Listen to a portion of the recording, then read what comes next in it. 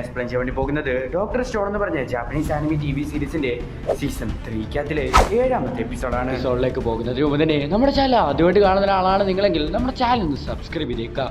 അതുപോലെ തന്നെ വീഡിയോക്ക് ലൈക്ക് തന്നേക്കുക. സോ ഞാൻ പറഞ്ഞു വിശ്വസിക്കാതെ നമുക്ക് നേരെ എക്സ്പ്ലനേഷനിലേക്ക് പോകാം. തുടക്കത്തിൽ കാണിക്കുന്നത് അവരെല്ലാവരും ആ ഐലൻഡ് കാണിക്കുകയാണ്. ഇതാണ് കറക്റ്റ് ആയിട്ടുള്ള സമയമെന്ന് നമ്മുടെ സേക്ക് പറയുന്നത് കേട്ടുകൊണ്ട് തന്നെ അവരെല്ലാവരും ആ ഐലൻഡിലേക്ക് പോകാൻ വേണ്ടി തീരുമാനിക്കുകയാണ്. സമയമാണ് കറക്റ്റ് ആയിട്ടുള്ള സമയം. വേറെ ആരും അറിയാതെ നമുക്ക് ഐലൻഡിലേക്ക് പോകാൻ വേണ്ടി സാധിക്കും. കാരണവശാലും പേടിക്കണ്ട, നിങ്ങളുടെ കാര്യങ്ങളെല്ലാം ഞാൻ നോക്കിക്കോളാം എന്ന് നമ്മുടെ ക്യാപ്റ്റൻ റിയൂഷി പറയുകയാണ്. അങ്ങനെ അവർ ഒരുപാട് കഷ്ടപ്പെട്ടിട്ട് ആ കാറ്റിന്റെ മരയുടെ ഇടയിൽ കൂടെ തന്നെ ആ ഐലൻഡിലേക്ക് എത്തുകയാണ്. ഐലൻഡിലേക്ക് പോകുന്ന സമയത്ത് തന്നെ ആ സോളാർ റൈഡർ ഒന്ന് റേഡിയേറ്റ് ചെയ്യുന്നുണ്ട്. സോ അത് വെള്ളത്തിന് അടിയിലോട്ടാണ് കാണിക്കുന്നത്. സോ അത് നമ്മുടെ ഓക്കിയോ കാണുന്നുണ്ട്. സമയത്ത് തന്നെ അവരെല്ലാവരും ഒരാൾ പോലും കാണാതെ ഐലൻഡിലേക്ക് വരികയാണ്. ആരും കണ്ടില്ലെന്ന് പറഞ്ഞ് അവർ സന്തോഷിക്കുന്ന സമയത്തായിരുന്നു നമ്മുടെ സേക്ക് പറയുന്നത്. ഒരുപാട് നേരം ഒളിച്ചിരിക്കാൻ വേണ്ടി സാധിക്കത്തില്ല. ഇത് കേൾക്കുന്ന സമയത്ത് തന്നെ അവരെല്ലാവരും തകർന്നു പോവുകയാണ്. ഐലൻഡിൽ എന്താണ് സംഭവിക്കുന്നത് അറിയാൻ വേണ്ടി കുറച്ച് പേര് അങ്ങോട്ട് പോയി നോക്കണം. ഈ കാര്യങ്ങളൊക്കെ ഞാൻ നോക്കിക്കോളാം എന്ന് നമ്മുടെ ഡിറ്റക്റ്റീവ് സ്വീക്ക പറയുകയാണ്. നമ്മുടെ റിയൂഷി ആണെങ്കിൽ നമ്മുടെ സ്വീക്കനെ ഒരു ബാരലിൽ അടച്ചു വെച്ചിട്ട് അതിന്റെ മണ്ടയ്ക്ക് കയറി ഇരുന്നിട്ട് പറയുകയാണ്, ഐലൻഡിലുള്ള ആൾക്കാർ എങ്ങനത്തെ ആൾക്കാരാണെന്ന് നമുക്ക് അറിയത്തില്ല. അതുകൊണ്ട് തന്നെ ഇത് വളരെയധികം ഡേഞ്ചറസ് ആയിട്ടുള്ള ഒരു മിഷനാണ്. ഇത് കേട്ട സേക്ക് പറയുകയാണ്, നീ പറഞ്ഞതൊക്കെ കറക്റ്റാ, പക്ഷെ പ്ലാറ്റിനം അവൾ കണ്ടുപിടിക്കട്ടെ. കൗട്ടിങ് ചെയ്യാൻ വേണ്ടി പോകുന്നത് ഞാനാണ്. സോയോയും അറ്റാക്കിനും ഒഫൻസിനും വേണ്ടി കൊഹാക്കു, വേറെ അത്യാവശ്യത്തിനൊക്കെ വേണ്ടി ഗെന്നും എന്ന് പറഞ്ഞിട്ട് ആ 4 പേരും കൂടെ ആ ഐലൻഡിലേക്ക് ഇറങ്ങുകയാണ്. നമ്മുടെ ഓക്കിയോന്റെ ഹിയറിംഗ് പവർ ഉണ്ടെങ്കിൽ നമുക്ക് ഒന്നും കൂടി യൂസ്ഫുൾ ആയിരിക്കും എന്ന് നമ്മുടെ കൊഹാക്കു പറയുകയാണ്. കേട്ടോ, ഗെന്നു പറയുകയാണ്, വെള്ളത്തിന്റെ അടിയിൽ അവൻ എന്തോ കണ്ടുപിടിച്ചിട്ടുണ്ട്, അതിന്റെ രീതിയിലാണ് അവൻ പൊക്കോണ്ടിരിക്കുന്നത്. സമയത്ത് തന്നെ വെള്ളത്തിന്റെ അടിയിൽ ഒരുപാട് സ്റ്റാച്യൂസ് ഇരിക്കുന്നത് നമ്മളെ കാണിക്കുന്നുണ്ട്. എല്ലാവരും പോയെന്ന് തീർപ്പായി കഴിഞ്ഞിട്ട് നമ്മുടെ സ്വീക്കനെ റിലീസ് ചെയ്യുകയാണ് നമ്മുടെ റിയൂഷി. ഞാൻ നിങ്ങളെ ഹെൽപ്പ് ചെയ്യാമെന്ന് വിചാരിച്ചേ, പക്ഷെ നിങ്ങൾക്ക് എന്റെ യൂസ് ഒന്നുമില്ലേ എന്നുമായിട്ട് നമ്മുടെ സ്വീക്ക കരഞ്ഞുകൊണ്ടിരിക്കുകയാണ്. എന്തൊക്കെ പറഞ്ഞാലും ഈ ഷിപ്പിന്റെ ക്യാപ്റ്റൻ ഞാനാണ്, ഞാൻ വേണം നിന്നെ സേഫ് ആയിട്ട് തന്നെ വില്ലേജിലേക്ക് വിടേണ്ടത്. നിന്നെ കൊണ്ട് ഇപ്പൊ ഒരു യൂസും ഇല്ല. ഇത് കേൾക്കുന്ന സമയത്ത് നമ്മുടെ സ്വീക്കയ്ക്ക് ഒന്നും കൂടെ വിഷമം വരികയാണ്.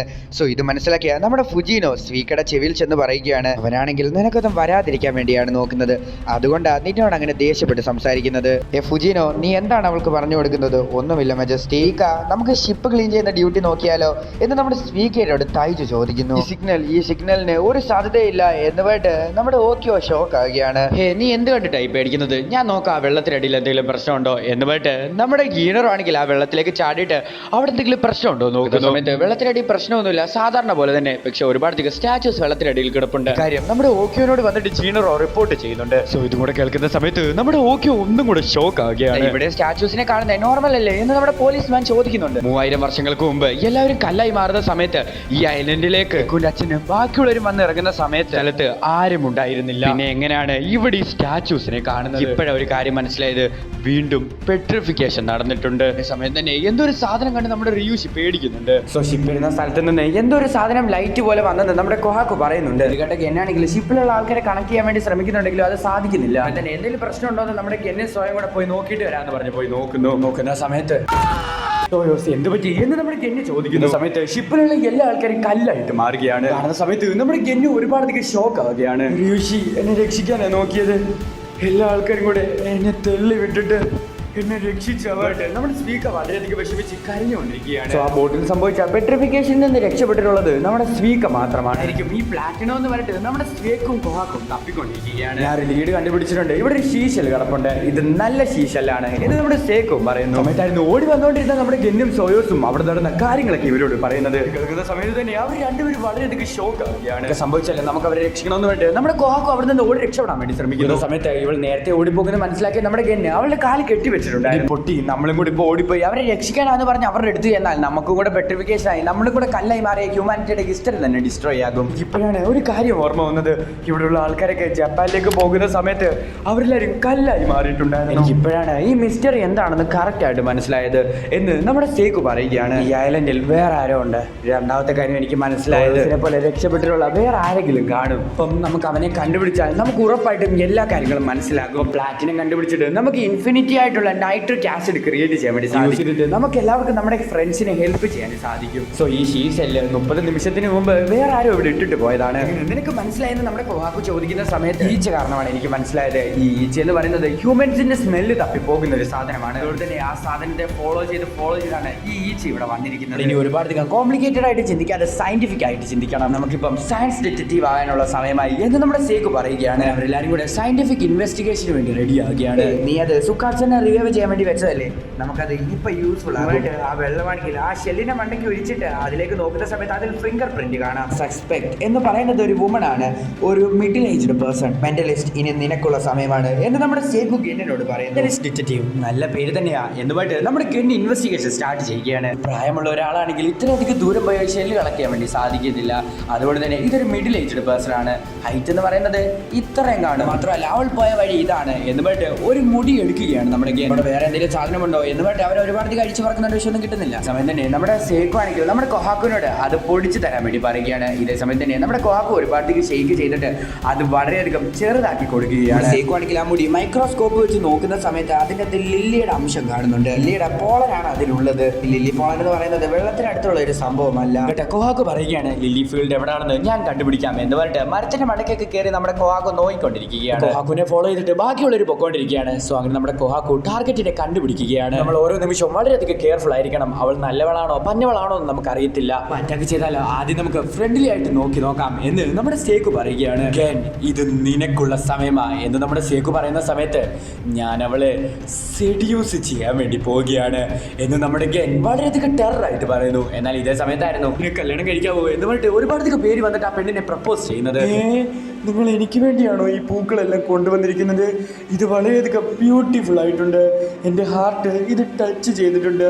എനിക്ക് ഒരുപാടധികം സന്തോഷമാകുന്നു. ഇവള് കരയുന്നത് കണ്ടോടെ തന്നെ അവിടെ നിൽക്കുന്ന ആൾക്കാർ കരഞ്ഞുകൊണ്ടിരിക്കുകയാണ്. അതേ സമയത്ത് തന്നെ അവൾ തിരിഞ്ഞു നിൽക്കുന്ന സമയത്ത് അവളുടെ കണ്ണുനീരൊക്കെ പോയി അവൾ ഒരുമാതിരി രീതിയിൽ നിൽക്കുകയാണ്. ആ ഷെല്ലിൽ നിന്ന് ഒരു വെള്ളം കണ്ണിലേക്ക് തെറിപ്പിച്ചിട്ട് വീണ്ടും കരഞ്ഞു കാണിക്കുകയാണ്. നിങ്ങൾ എല്ലാവരും കൂടെ ചേർന്നിട്ട് എന്നെ പാരീസിലേക്ക് കൊണ്ടുപോകാൻ വേണ്ടി സാധിക്കും. കാര്യം അറിയത്തില്ലേ, മാസ്റ്ററിനെ എതിർത്താൽ നമുക്ക് ജീവിക്കാൻ വേണ്ടി സാധിക്കത്തില്ല എന്ന് പറഞ്ഞിട്ട് അവന്മാർ 3 പേര് കണ്ട വരെ ഓടുക. മാസ്റ്റർ എന്ന് പറയുന്നില്ലേ, അവൻ തന്നെയാണ് നമ്മുടെ വില്ലൻ എന്ന് നമ്മുടെ സേക്കു പറയുന്നു. സംസാരിക്കുന്നത് വെച്ച് നോക്കുന്ന സമയത്ത് അവളുടെ ഉദ്ദേശവും നമ്മുടെ ഉദ്ദേശവും സെയിം ആണെന്ന് തോന്നുന്നു. അതുകൊണ്ട് തന്നെ നമ്മുടെ first impression is the best impression ആകണം എന്ന് നമ്മുടെ ഗെന്ന് പറയുന്ന സമയത്ത് തന്നെ കുറച്ച് എവിടെ ഉണ്ടെന്ന് അറിയാമോ എന്ന് വേണ്ടി നമ്മുടെ സേക്കു അവളോട് ഡയറക്റ്റ് ആയിട്ട് പോയി ചോദിക്കുകയാണ്. സേക്കു എപ്പോഴും അങ്ങനെ തന്നെയല്ലേ എന്ന് നമ്മുടെ കൊഹാക്കു പറയുന്നു. എൻ്റെ ഫ്രണ്ട്സിനെ രക്ഷിക്കാൻ വേണ്ടി ഇവൾ വാ തുറന്നിട്ടില്ലെങ്കിൽ ഞാൻ അവളെ കൊല്ലാൻ വല്ല മടിക്കത്തില്ല എന്ന് പറഞ്ഞിട്ട് അവൾ വാ എടുക്കാൻ വേണ്ടി ശ്രമിക്കുന്നു. ഫ്രണ്ട്സിനെ രക്ഷിക്കാൻ വേണ്ടി നീ എന്ത് തോന്നിയ ദിവസം കാണിക്കുമോ എന്ന് നമ്മുടെ ഗെന്നെ ചോദിക്കുന്നു. നിങ്ങളെല്ലാവരും എന്നെ പാരീസിലേക്ക് കൊണ്ടുപോകാൻ വേണ്ടിയാണോ വന്നത്? നിങ്ങളിൽ മാസ്റ്റർ ആരാ? നിങ്ങളെല്ലാവരും എന്നെ രക്ഷിക്കാൻ വേണ്ടിയാണോ വന്നത്? നിങ്ങളാണോ മാസ്റ്റർ എന്നുമായിട്ട് നമ്മുടെ സോയസിനെ പോലെ അവൾ കണ്ടുപിടിക്കുകയാണ്. അവളുടെ ആംസ് ആൻഡ് മസിൽസ് ഒരുപാടധികം കിഡലായിട്ടുണ്ട്. സ്വയം തന്നെ കൺട്രോൾ പോയി നമ്മുടെ സോയസ് താഴെ വീഴുകയാണ്. ഞാനല്ല മാസ്റ്റർ എന്ന് നമ്മുടെ സോയസ് പറയുന്നുണ്ട്. മാസ്റ്റർ സേക്കു ആണ് എന്ന് നമ്മുടെ കൊഹാക്കു പറയുന്നു. നിങ്ങളായിരുന്നു മാസ്റ്റർ, ഐ ലവ് യു. നിങ്ങളെ മസിൽ അതൊന്നും ഇല്ലല്ലോ. എന്തൊക്കെയാണെങ്കിലും നിങ്ങൾ വളരെയധികം ബ്യൂട്ടിഫുൾ ആയിട്ട് തന്നെയുണ്ട്. നീ എന്തായി പറയുന്നത്? എനിക്ക് അതിനെ കുറിച്ചൊന്നും അറിയേണ്ട ആവശ്യമില്ല. ട്രഷർ ബോക്സ് എന്ത് ചെയ്ത് മാത്രം നീ പറഞ്ഞാൽ മതി. എന്റെ വളക്കുന്ന ശക്തി എന്താ ഇവന്റെ മേലെ വർക്ക് ചെയ്യാത്തത് എന്ന് പറയുന്നത് എപ്പോഴും അങ്ങനെ തന്നെയാണ്. 700 ബില്യൺ പേഴ്സൺസിനെയും അവൻ തിരിച്ചു കൊണ്ടുവരണമെന്നാണ് വിചാരിക്കുന്നത്. അതിനുശേഷം ഇതൊക്കെ അവന്റെ നേരെ വർക്ക് ചെയ്തോളൂ. ഞാനാണ് മാസ്റ്റർ എന്നുമായിട്ട് നമ്മുടെ ഗെന്നിനെ കെട്ടിപ്പിടിക്കാൻ വേണ്ടി പോകുന്നുണ്ടെങ്കിലും വേണ്ട, നിങ്ങളും സേക്കുവിനെ പോലെ തന്നെ ആയിരിക്കും അല്ലേ എന്നുമായിട്ട് അവൾ നാണിച്ചു നിൽക്കുകയാണ്. അതിനെ കെട്ടിപ്പിടിക്കാം എന്ന് നമ്മുടെ കൊഹാക്കു പറയുന്ന സമയത്ത് വേണ്ട, എന്റെ ഇരുമ്പ് ഉടഞ്ഞു പോകും എന്ന് നമ്മുടെ ഗെന്നും പറയുന്നു. അയ്യോ, എന്റെ വില്ലേജ് പ്രശ്നമാണെന്നുമായിട്ട് അവൾ ഓടുകയാണ് വില്ലേജിലേക്ക്. അതിൽ നിന്ന് ഒരുപാടധികം ആൾക്കാർ ഇങ്ങോട്ട് വന്നിട്ടുണ്ട്, നമ്മൾ അവരെ ഒരിക്കലും വെറുതെ വിടരുത് എന്ന് പറഞ്ഞിട്ട് അവർ ഒരുപാടധികം പേര് അറ്റാക്ക് ചെയ്യാൻ വേണ്ടി റെഡി ആകുകയാണ്. സമയത്തായിരുന്നു നമ്മുടെ സേക്കു ബാക്കിയുള്ളവരും അങ്ങോട്ട് വരുന്നത്. നമ്മുടെ സേക്കു ആണെങ്കിൽ മാസ്ക് ഒക്കെ വെച്ചിട്ട് ഒരു രീതിയിലുള്ള ഗ്യാസ് ആണെങ്കിൽ അവരുടെ നേരെ വിടുകയാണ്. സോ ഇത് കിട്ടിയോട് തന്നെ അവരെല്ലാവരും ഒരുപാടധികം നല്ല രീതിയിൽ തന്നെ കരയുകയാണ്. ഇത് എന്ത് തരത്തിലുള്ള മന്ത്രമാണെന്ന് പറഞ്ഞിട്ട് ആ പെൺകുട്ടി ഒന്ന് പേടിക്കുകയാണ്. സമയത്തായിരുന്നു എന്റെ ഫ്രണ്ട്സിനെ രക്ഷിക്കണം എന്ന് നമ്മുടെ കൊഹാക്കു പറയുന്ന കാര്യം അവൾ ചിന്തിക്കുന്നത്. നമ്മുടെ രണ്ടുപേരുടെ ഗോളും ഒന്ന് തന്നെയാണ്, പെട്രിഫിക്കേഷന്റെ സീക്രട്ട്. എനിക്കറിയാം, ഒരുപാടധികം ബ്യൂട്ടിഫുൾ ആയതുകൊണ്ട് തന്നെ മാസ്റ്ററിന് പോകാൻ വേണ്ടി ഒരുപാടധികം ടൈം ഒന്നും എടുത്തില്ല. പിന്നെ ഇത് നിങ്ങൾ ഉദ്ദേശിക്കുന്ന മാസ്റ്റർ അല്ല, മറ്റേ മാസ്റ്റർ അല്ല കേട്ടോ.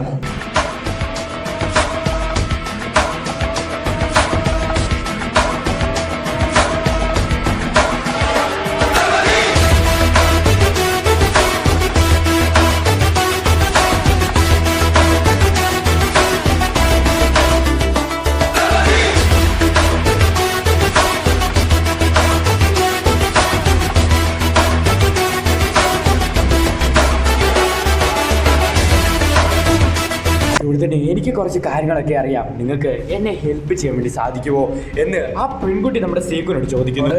ഈ എപ്പിസോഡ് അവസാനിക്കുകയാണ്. ഞാൻ നിങ്ങളോട് നേരത്തെ പറഞ്ഞതുപോലെ തന്നെ കഥ വളരെയധികം ഇൻട്രസ്റ്റിംഗ് ആയിട്ട് തന്നെ പൊക്കോണ്ടിരിക്കുകയാണ്. സംഭവം എന്ന് വെച്ചാൽ ഇനി ഈ എപ്പിസോഡ് മുതൽ ഇനി അങ്ങോട്ട് കയറി പോകാൻ വേണ്ടി പോകുന്നത് നമ്മുടെ സേക്കുവ, കൊഹാക്കുവ, സോയോസ്, ഗെന്ന് ഈ 4 പേരും ആ ഐലൻഡിൽ എന്താണ് സംഭവിക്കുന്നതെന്ന് നോക്കാൻ വേണ്ടി പോകുന്ന സമയത്ത് ഷിപ്പിലുള്ള എല്ലാ ആൾക്കാരും ഇപ്പൊ കല്ലായി മാറിയിരിക്കുകയാണ്. ഇങ്ങനെയാണ് അവർ കല്ലായിട്ട് മാറിയത്. അത് മാത്രമല്ല ഈ മാസ്റ്റർ ആരാണ്, ഈ പെൺകുട്ടി ആരാണ്, ഈ പെൺകുട്ടിക്ക് അറിയാവുന്ന ഈ പെട്രിഫിക്കേഷനെ കുറിച്ചുള്ള സീക്രട്ട് എന്താണ്, ഈ പറയാൻ പോകുന്ന എപ്പിസോഡ്സ് ഒക്കെ വളരെയധികം ഇൻട്രസ്റ്റിംഗ് ആയിട്ടായിരിക്കും പോകുന്നത്. ഒരു കാര്യം നിങ്ങളോട് ചോദിക്കാറുണ്ട്, നിങ്ങൾ ജസ്റ്റ് കമൻറ്റ് ചെയ്ത് പറയാം. എക്സാംസ് ഒക്കെ വരുന്നത് കൊണ്ട് എനിക്കിപ്പോൾ വീഡിയോസ് ഒന്നും അങ്ങനെ ചെയ്യാൻ പറ്റത്തില്ല. എനിക്ക് ഒരു ദിവസം കഴിഞ്ഞിട്ട് ഒരു ദിവസം ഇടവിട്ട് മാത്രമേ എനിക്ക് വീഡിയോസ് അപ്ലോഡ് ചെയ്യാൻ വേണ്ടി പറ്റത്തുള്ളൂ. നിങ്ങൾ കമൻറ്റ് ചെയ്ത് പറയാം. ഞാൻ ഒരു എപ്പിസോഡ് 2 പാർട്ടായിട്ട് ചെയ്യുകയാണെങ്കിൽ എനിക്ക് എല്ലാ ദിവസവും വീഡിയോ ഇടാൻ വേണ്ടി പറ്റും. പക്ഷേ ഒരു എപ്പിസോഡ് ഒരു വീഡിയോ ആയിട്ട് തന്നെ ഇടണമെങ്കിൽ ഓരോ ദിവസം ഇടവിട്ടിടാം. ഏതാണ് നിങ്ങൾക്ക് വേണ്ടി നിങ്ങൾ കമൻറ്റ് ചെയ്ത് പറയാം. നിങ്ങൾ പറയുന്ന പോലെ ഞാൻ അങ്ങോട്ട് ചെയ്യാം. ഇത് ഡോക്ടർ സ്റ്റോൺ മാത്രമാണ്. പിന്നെ കൈജ നമ്പർ 8 വരുന്ന ദിവസം നമ്മൾ കൈജ നമ്പർ 8ൻ്റെ ഫുൾ എക്സ്പ്ലനേഷൻ തന്നെ അപ്ലോഡ് ചെയ്യുന്നതായിരിക്കും. ഓക്കെ, സോ എന്തൊക്കെയാണെങ്കിലും കേസ് അന്നത്തെ വീഡിയോ ഇത്രയുള്ളൂ. അടുത്ത ദിവസം അടുത്തൊരു വീഡിയോ ആയിട്ട് വരുന്നതായിരിക്കും. ബൈ.